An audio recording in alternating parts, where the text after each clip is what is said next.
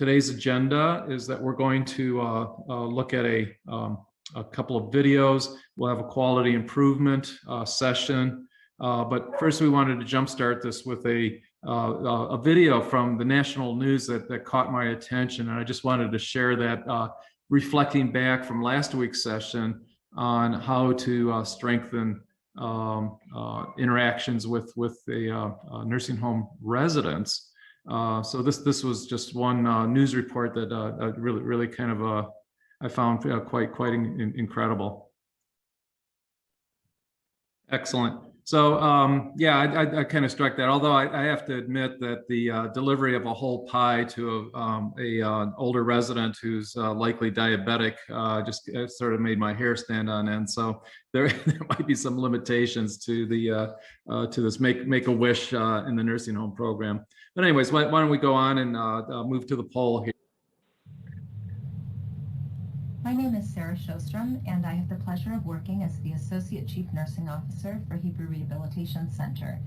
Today we're going to be discussing emotional well-being and staff resilience as we navigate through the COVID-19 pandemic. So before we begin talking about interventions and maintenance of emotional support and resilience, it's important to ask the question, why are we having this conversation? Why should healthcare organizations invest their time and energy in employee well-being and resilience? And the short answer is because it is just as important as any other conversations we're having right now about how to navigate this pandemic. The stresses that affect healthcare workers can have negative long-term effects, which in turn impact both our patients or residents and the healthcare organizations themselves. So the fatigue and burnout experienced by our healthcare team members can result in poorer performance, poor delivery of care, poor healthcare outcomes, and eventually low staff retention and high turnover rates. If we are unable as organizations to manage the well-being of our healthcare personnel, we cannot manage to continue to provide safe, effective care to our patients and residents. Healthcare workers are one of our most important resources in managing through this pandemic, and just as any other precious resource, healthcare workers and staff need to be a resource that we conserve and preserve over time. During the COVID-19 pandemic, our healthcare workers have experienced constant stress. There are a number of different stressors that exist, including external and environmental stressors, physical stressors like overwork and exhaustion, or the emotional stressors that can be experienced, such as grief and loss, and moral or inner conflict, which has become an ever-present factor as well during this pandemic. And healthcare workers are in an unusual position because they're not just experiencing one or two of these stressors simultaneously, but all of these stressors are compounding in an incredible, perfect storm of stress. Not only that, but healthcare workers are experiencing these stressors both in work as well as when they leave work and go home. Previous methods that were able to manage stress and cope with stress, such as going to the gym, going to restaurants, spending time with family, those are non-existent, putting our healthcare workers in an even more vulnerable position. In addition to this, healthcare workers in particular can have an unusual experience of strengths becoming weaknesses. For example, healthcare workers often have a service before self mentality, and they're selfless. But in a time of a pandemic, when they're needing to work more, when they're working in these unsustainable conditions, that can lead to further fatigue and exhaustion. The need to strive for perfection can also be a really wonderful quality, but in a time of a pandemic when we need to be flexible, adapt quickly, and oftentimes don't have the same resources that we had, that can be burdensome and create even more stress.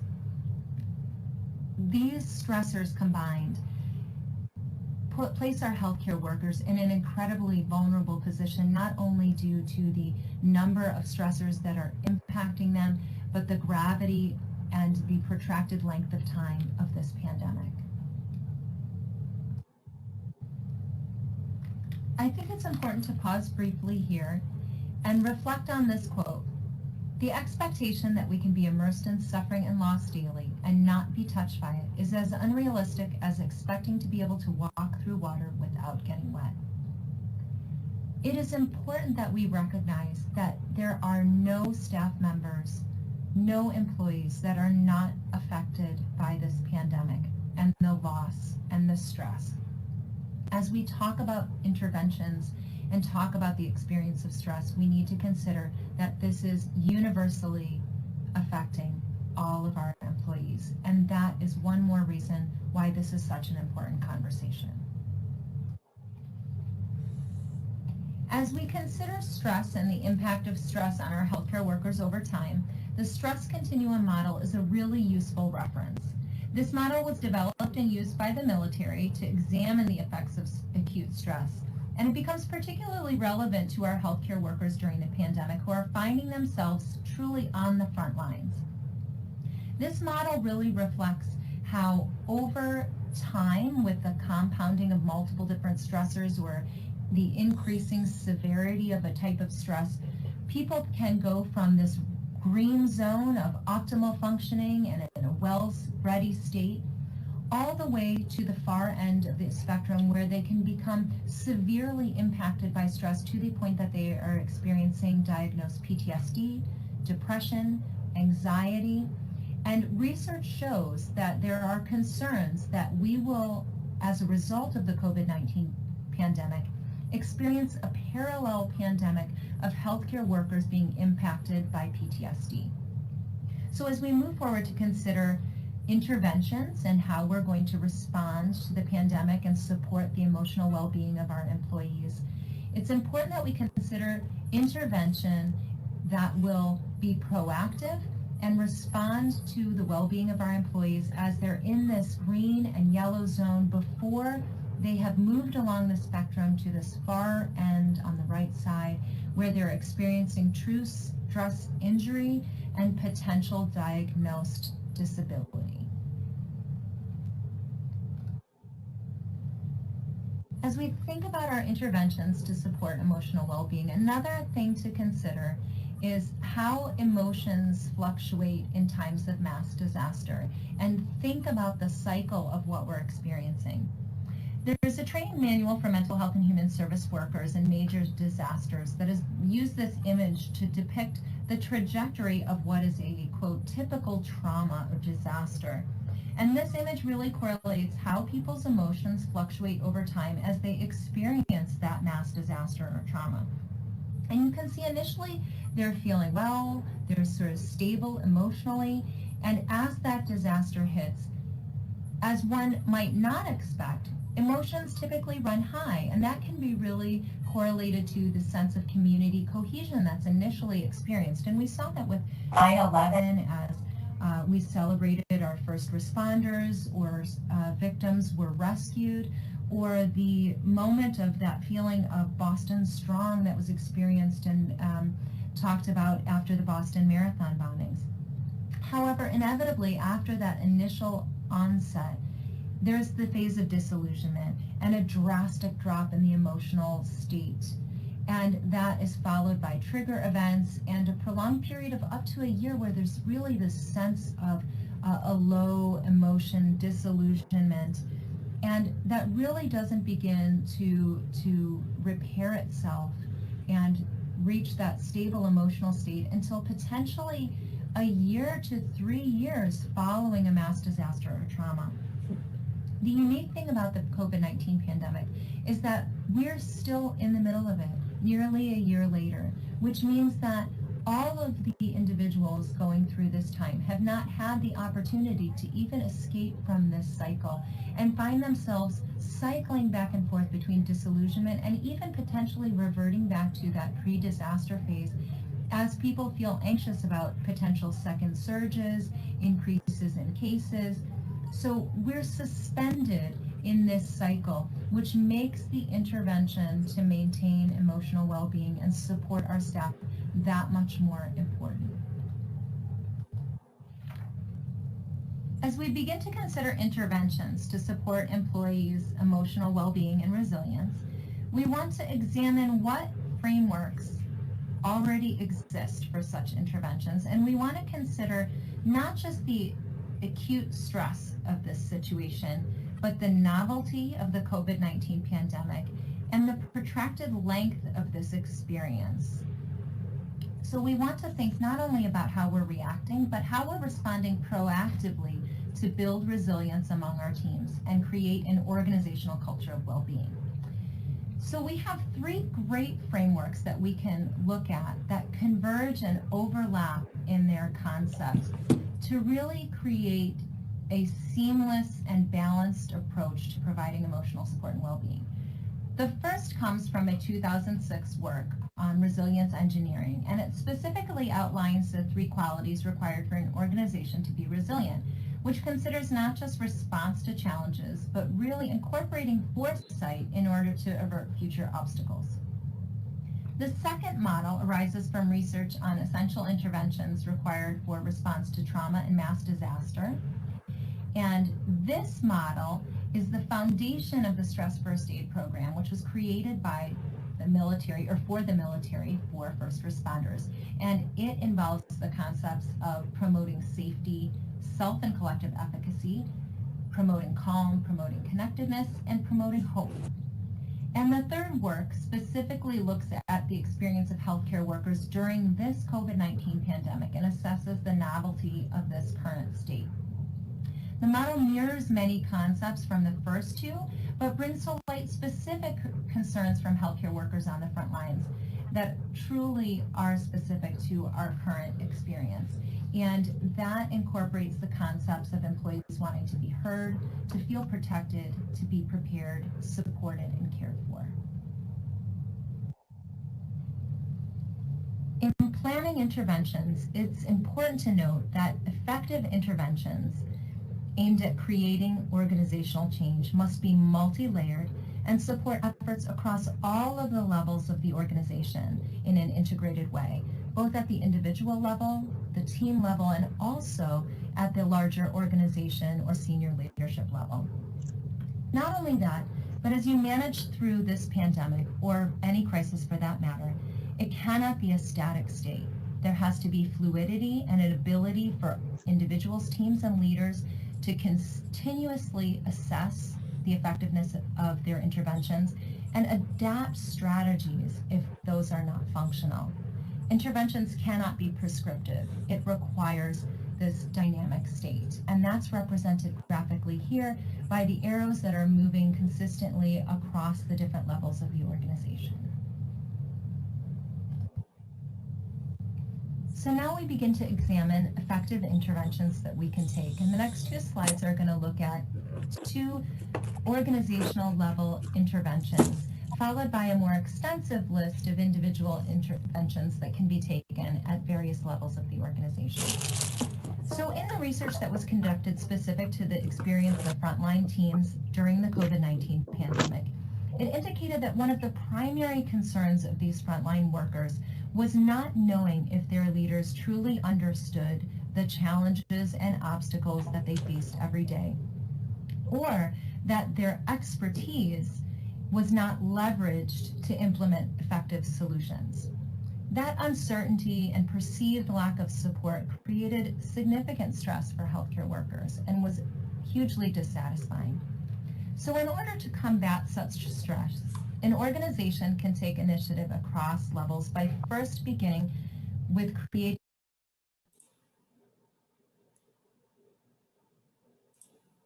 a culture where it is not just allowed for individuals to voice their concerns, but where there is a culture of speaking up. On the team level, managers can be guided and educated on how to implement active listening with their teams. They need to be encouraged to take the lead in engaging team members in discussions about challenges, and then also troubleshooting and problem solving together. And this can be, for example, if there is a failure of a system and the team comes together to debrief, to discuss intervention strategies, and then to take those strategies, concerns, and proposed solutions and feed those further along through the organizational levels up to the senior leaders and the entire upper level of the organization. And these senior leaders need to be ensuring that they're working to create appropriate feedback channels, not only to receive that information and the feedback from the frontline teams, but then also working to continue to push forth information and responses back to the individuals and their teams on the front lines so that those individuals understand how their expertise has been leveraged, what changes have been made to policy, what new training programs have been instituted, and how their interventions are going to be put in place.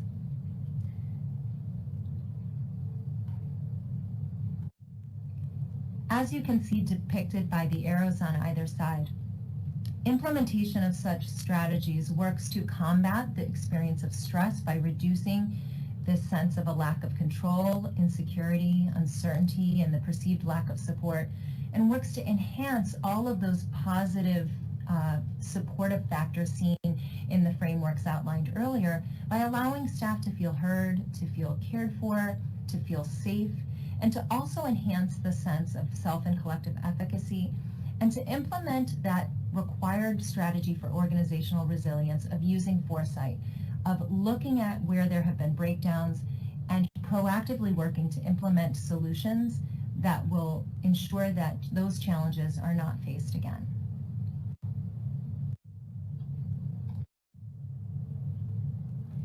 The next set of tangible interventions is aimed at creating an opportunity for organizations to make space for self-care and emotional support. And this begins on the individual level with encouraging team members to truly team up and form what are referred to in literature as battle buddy relationships. Relationships and support system amongst peers to navigate through the personal and emotional toll that is taken by working on the front lines. These team members can assist each other by encouraging individuals to take breaks, to step away from the front lines, to hydrate well, to eat well, so that they're able to maintain their strength. It is also important to implement a see something, say something mentality with all of the frontline staff and empower them and encourage them to keep eyes on peers and to notify managers and others in the organization if they feel like one of their team members is truly not coping well and needs intervention and support beyond that battle buddy relationship that can only be achieved by access to more enhanced supports. On the team level, managers and team leaders first and foremost need to give pause and need to acknowledge to their teams the grief and losses that have been experienced and take the time to pause and recognize that everyone is coping, everyone is experiencing loss, and to understand that the reactions and experiences can be varied, everyone responds differently, and that that's normal, that these are all normal reactions to very abnormal and unusual circumstances. The team leaders should also, in addition to normalizing reactions and acknowledging the losses experienced, they should be constantly taking the pulse of their team and assessing their team members for who is feeling some of these deficits and who may need, in line with the stress first aid, who may need to feel more secure or safe, who may need to have their sense of self-efficacy enhanced, who may need enhanced calm or enhanced support. On the organizational level, leaders, just like the team managers, the senior leaders need to be models. They need to demonstrate best practices and model self-care and allow employees to understand that they're not just merely giving permission for rest and self-care, but encouraging that they implement those strategies for themselves. To the best of their ability, organizations should also be encouraged to provide access to resources for support. And this can be information about support systems outside of the organization, but also can be access to food and lodging, calm and rest spaces, and spaces within the organization that allow employees to step back, to take a break, and to feel rested.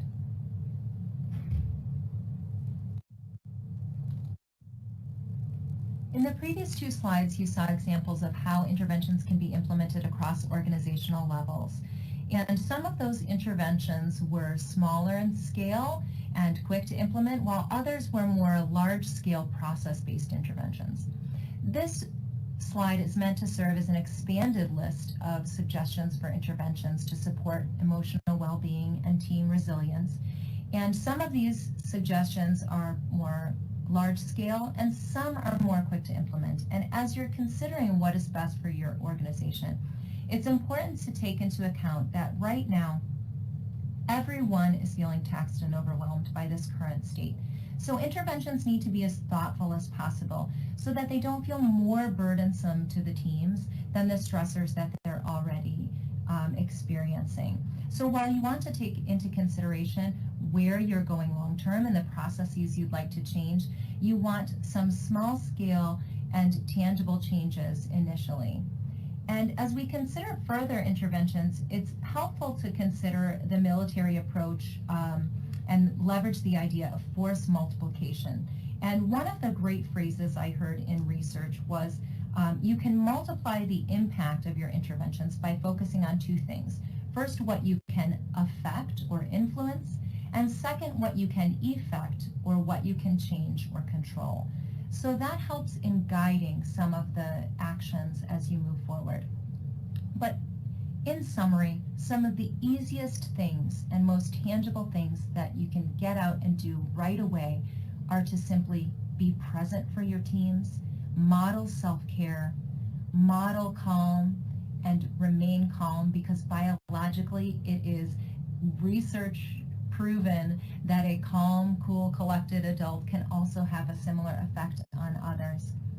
And simply acknowledging the grief and loss, normalizing the experiences felt, and finally by taking the time to acknowledge each other, to send thank yous, to celebrate small victories and wins, and ensure that we are continuing to, in a time of great struggle, move forward to keep a future focus and create a vision of hope as we go forward.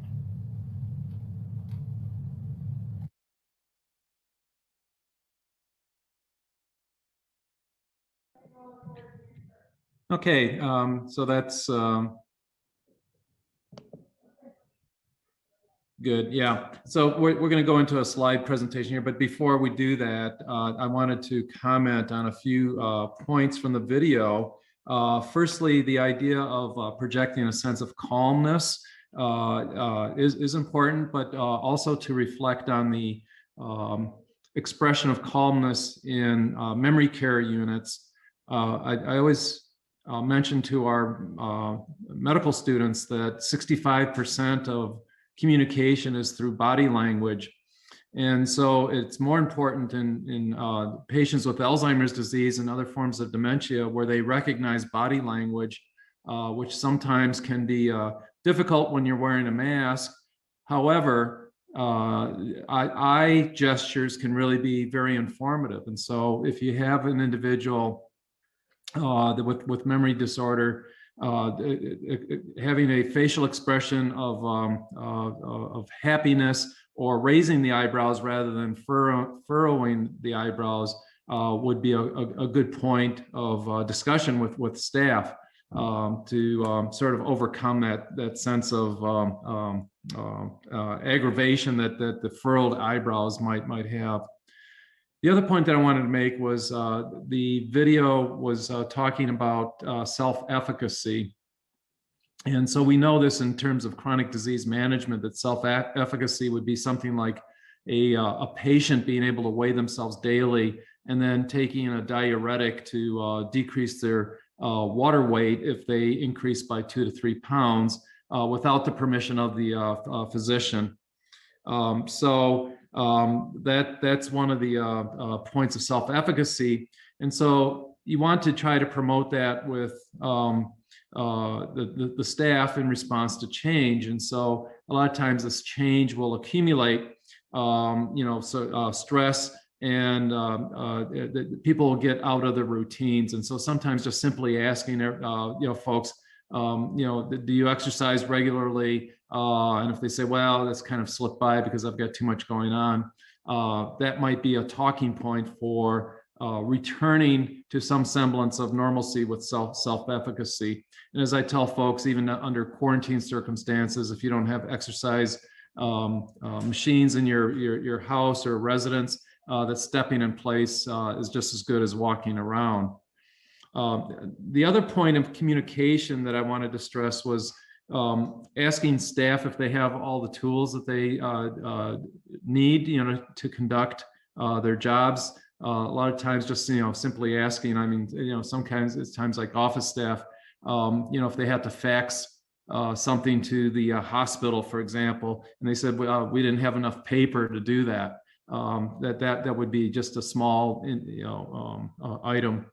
And then the other point I was going to make with the communication, the second point was to consider using town hall meetings as a way to get information, from the staff.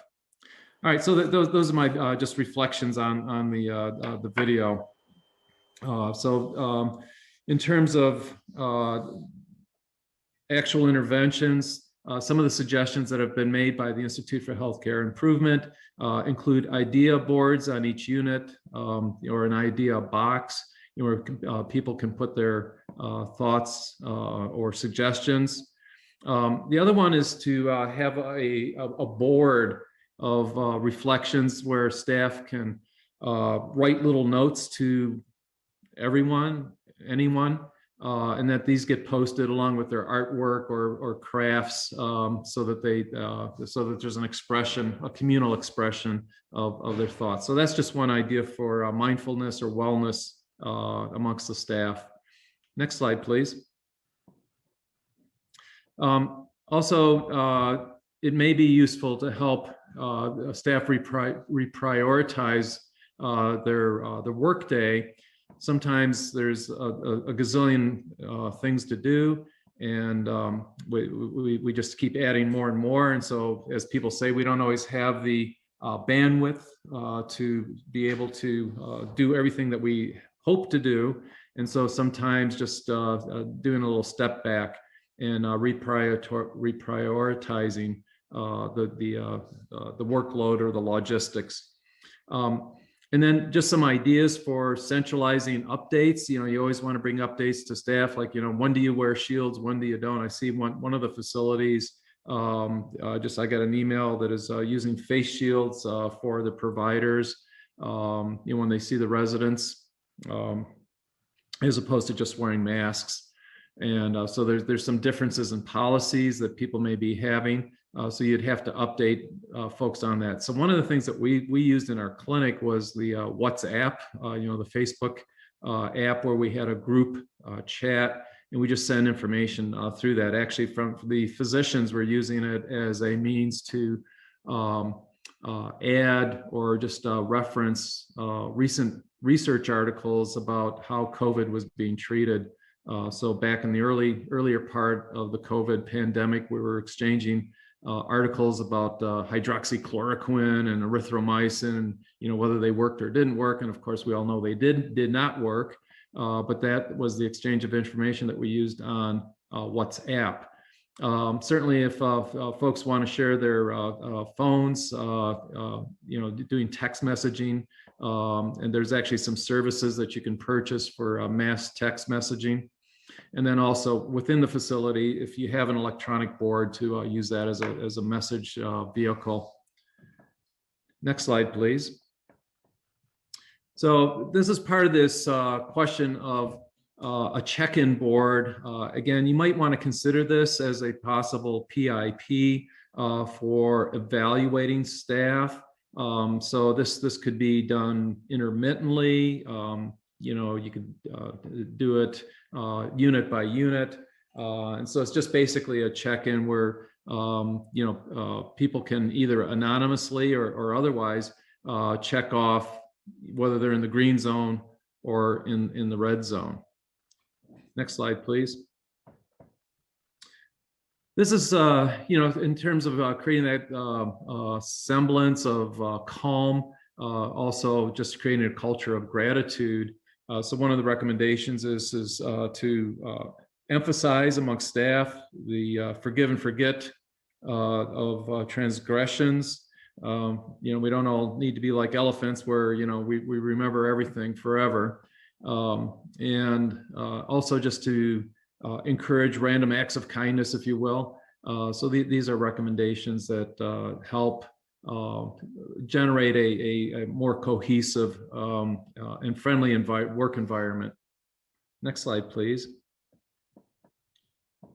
Well, if we all had break rooms that look like this, wouldn't that be wonderful?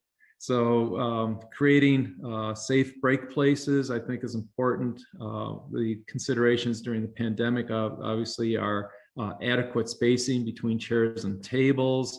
Often underlooked or underappreciated is ventilation systems, in terms of how the air circulates in the area. And things like air filtration systems in the break area might be something to consider. Also for the staff to create staggered schedules for breaks so that they don't all congregate, I think is important. At least in our clinic, everybody pretty much takes their lunches in their office space as opposed to the communal space. And I know actually at University of North Dakota, they've gotten rid of all the communal tables. So there's no place to really sit down. You have to go to your office. The other point for the break spaces is to provide sufficient disinfectant so people can clean up after themselves. And I just point this out, making sure that the dispensers are full. That should be a checklist for housekeeping or maintenance, whoever does the checks for that. I can't tell you how many times I've been on medical rounds, whether they be in long-term care or in the clinic, where the clinic booth disinfectant, the alcohol disinfectant ran out or wasn't dispensing properly. So those always need to be checked on a regular basis. Next slide, please. So tokens of appreciation. So just consider from a leadership point of view of perhaps dispensing coins of some sort towards extra paid vacation that may not be expected. Providing gift cards. We usually use gift cards and gift cards for gas cards rather.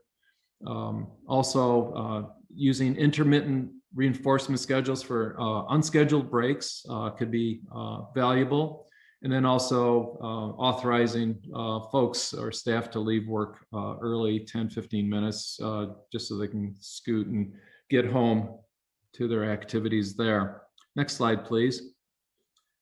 Yeah, so we mentioned about the town hall meeting. So that's kind of an open-ended forum with leadership. They don't need to be real long, but you can start the meeting with some sort of icebreaker, just bringing somebody up to date, as an icebreaker, or make a comment about one of the residents had a wonderful comment about one of the staff members, something to that on that order. And then also just to reinforce what the video had mentioned was you want to promote amongst the staff that if you see something, say something. So if somebody's kind of like a little too pumped up, a little fired up, a little aggressive in their language, maybe that's a point of discussion. I've actually seen body language sometimes where a staff member has tremulous fingers. So just observing people's body habitus as well as their language and their behavior can all be clues or signals that something might be going on. Next slide, please. Oh yeah, the famous sleep hygiene. So I just want to re-emphasize the idea that it might be good to give a tip sheet to staff about good sleep hygiene. So 30 minutes of 10,000 lumens of light. You can buy these on Amazon or whatever online, these light boxes. And so if you have problems getting to sleep, you should have 30 minutes in the morning of bright light therapy.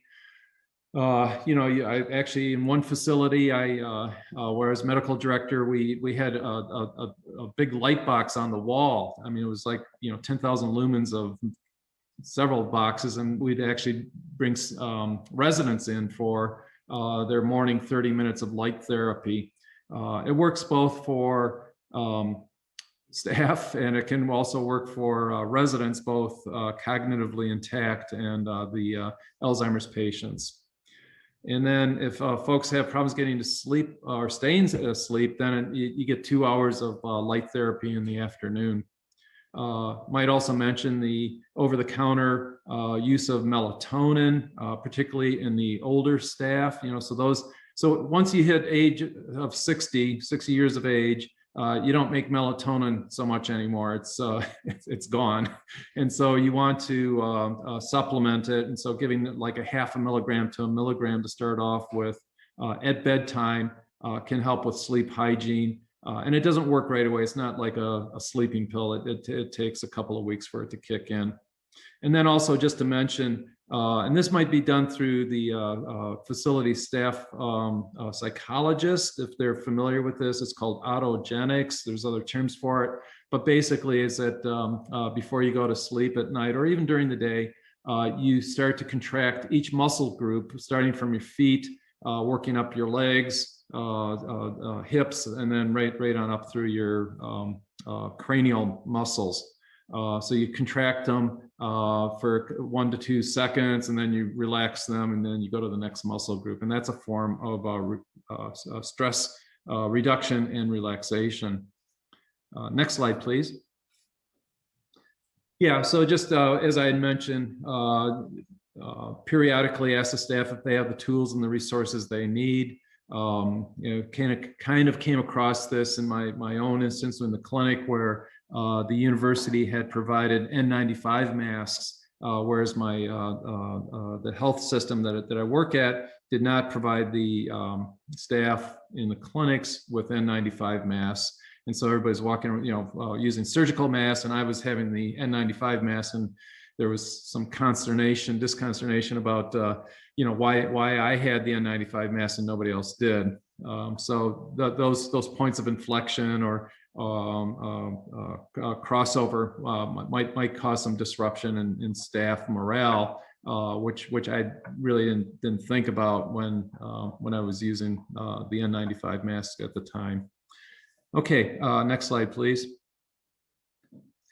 Oh, mindful breathing. So my Apple Watch that I got for over the holidays as a Christmas present tells me when to breathe deeply. So there are little signals or schedules that go on, so that those are important.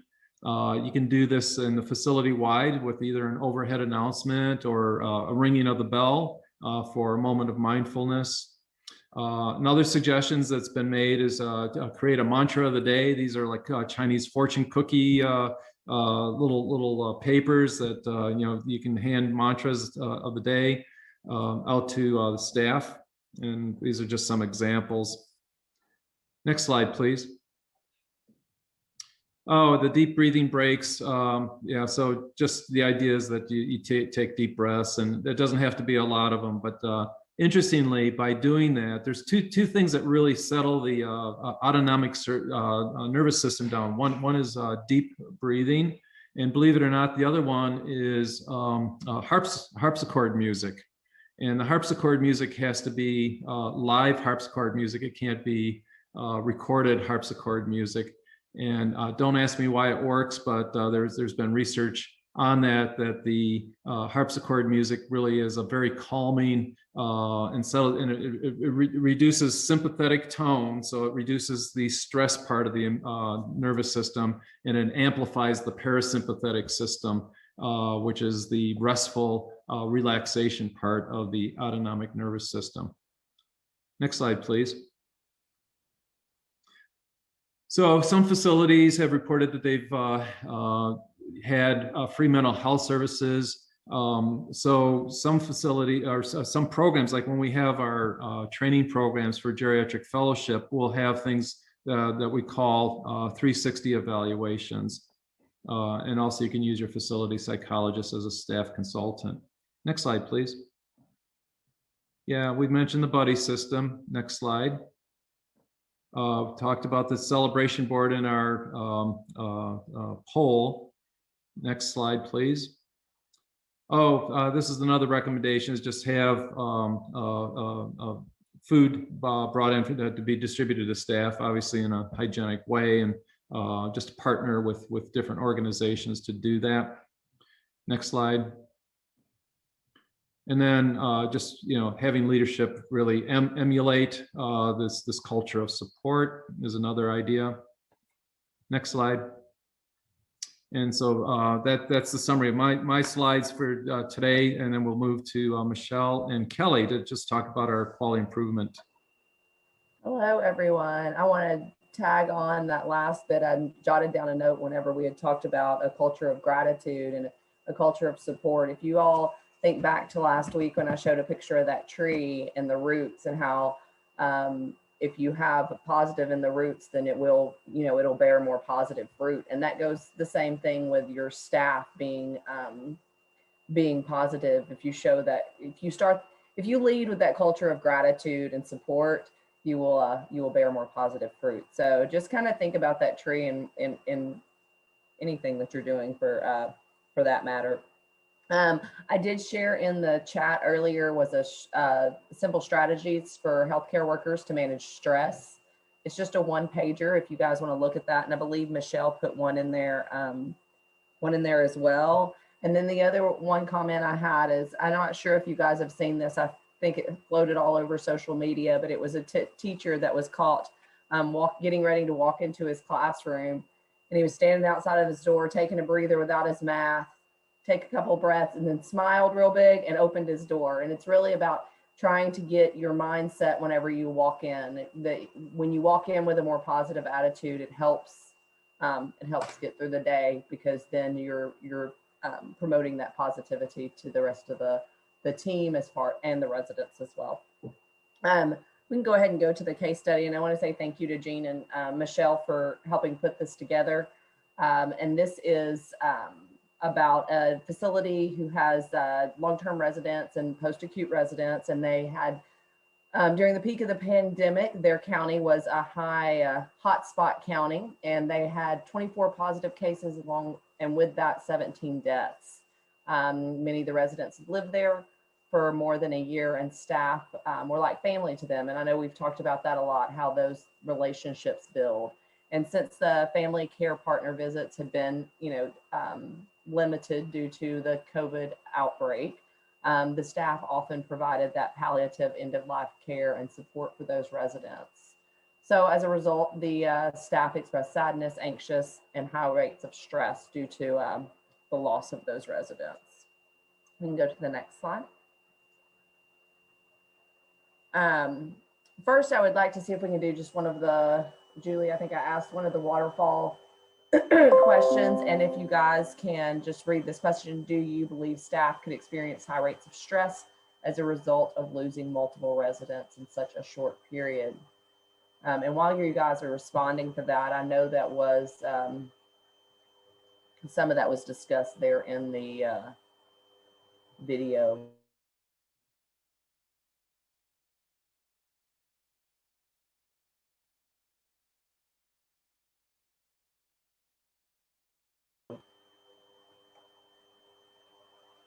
There you go. About walking through water, and that's the same expectation as if you walk through water and didn't get wet by working in that environment.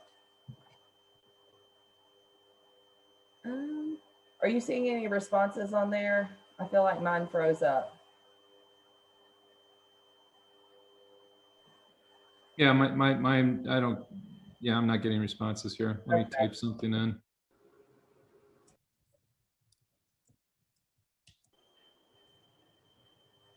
Yeah. Nope.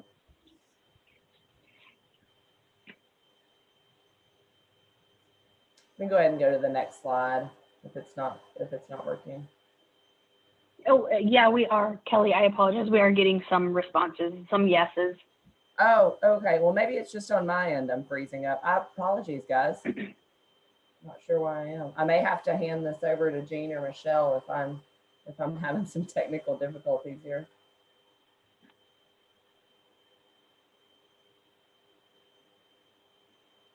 There we go. All right. Well, I'll ask you guys to kind of help me out in the tools of how leaders can support staff under these circumstances. But talk about what other ideas you guys have, either in the chat or, of course, you can unmute yourself to go through these. You know, communication is a key in any situation, whether it be a personal relationship, a relationship at work, a client relationship, and making sure that you're transparent and show that culture of gratitude. And you also look at Joy in Work program. We talk a lot about doing programs for the employees to improve that employee morale. Employee assistance program, most facilities have some sort of program for that. Open door policy. I think that's very important to show that leadership is there and available to staff. A quiet room for staff to decompress. You know, we talked about the break rooms earlier and that, you know, we need to maintain the safety in the break room, but that is a place where the staff were able to get away, chit chat with their peers, etc. in the previously. And so how can you make that still possible for them and still maintain the distance and the safety? Maybe you can use the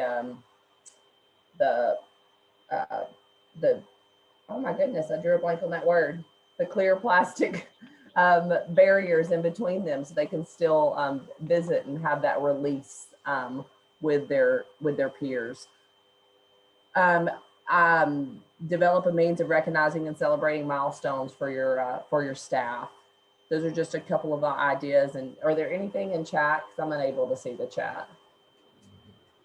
Yep, we do have some responses. Remain positive while at work, trying to have staff focus on the positive that they have done at work and touch base with as many staff as possible.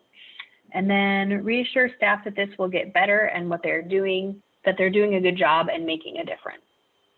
Awesome. Thank you, Julie. Absolutely. We can go ahead and go to the go to the next slide. And how can team members support one another? One of the things that comes top of mind is having a buddy system. I think that that's a great way to keep them together. Team huddles, and in these team huddles, not only say, "Hey, by the way, Mrs. Jones has this, and Mr. Smith has this. You need to watch out for this with this patient." Also, make sure that you use those moments to recognize the staff for the good things that have been done during those huddles. If you have any sort of religious support chapels or meditation areas within your facilities, staff celebrations, food is always, as mentioned before, always a good way to recognize and show appreciation to the staff. And another idea that Jean, if you want to elaborate on, is the marble jars, where staff can place white, yellow, red marbles in a jar for a good, bad, even day.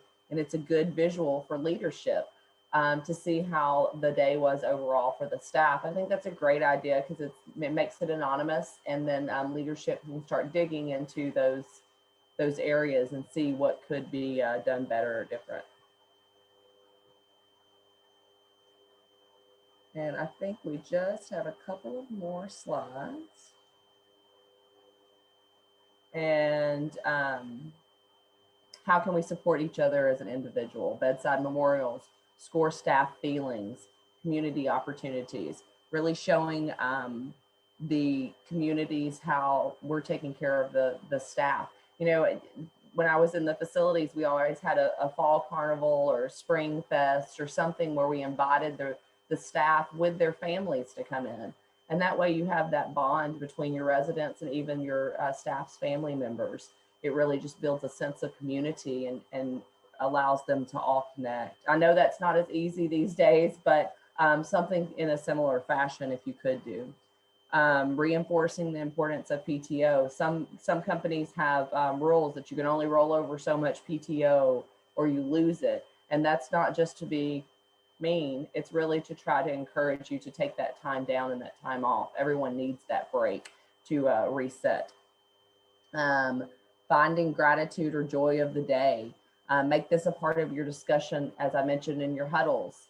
and give them something positive. And I know I've said it before, but when you're doing your rounding in the mornings, try to find something to connect with your staff on.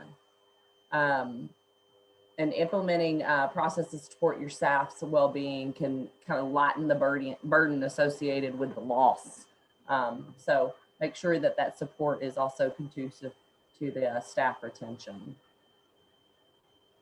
Kelly, this is Michelle. I just wanted to jump in and mention Tammy Peterson had put in the chat that I see staff each and every day do many things for their coworkers, whether that being a coffee for them, having little celebrations on their neighborhoods, etc. That's huge that that's happening, and also that Tammy, as a leader, is seeing that, recognizing that, and endorsing it to try and keep that positive momentum going. Thanks for sharing that. That's a great example. Thank you for catching that there, Michelle. That's a great example. All right. Does anyone have any other ideas of showing support and boosting this morale? Kind of think of this exercise that we just went through when we're talking about these things as kind of a go-to list whenever you need to improve staff morale, and you could probably implement some of these items into interventions to a PIP if you're working on a PIP for employee morale. Or so utilize this kind of as a reference guide or a resource guide to pull or pick off some to use in your PIPs. I think, you know, we will reiterate again, the first step to doing the PIP is really doing a root cause to see what the issue is. But once you've figured that out, you can throw these interventions out at staff and say, what do you think? Would this be helpful or would this be helpful? And making sure you're having the conversations with them, including them in it. And then when you put this PIP together, as I mentioned, when you have your successes to share, you can do that during your huddles to continue to promote that culture of gratitude.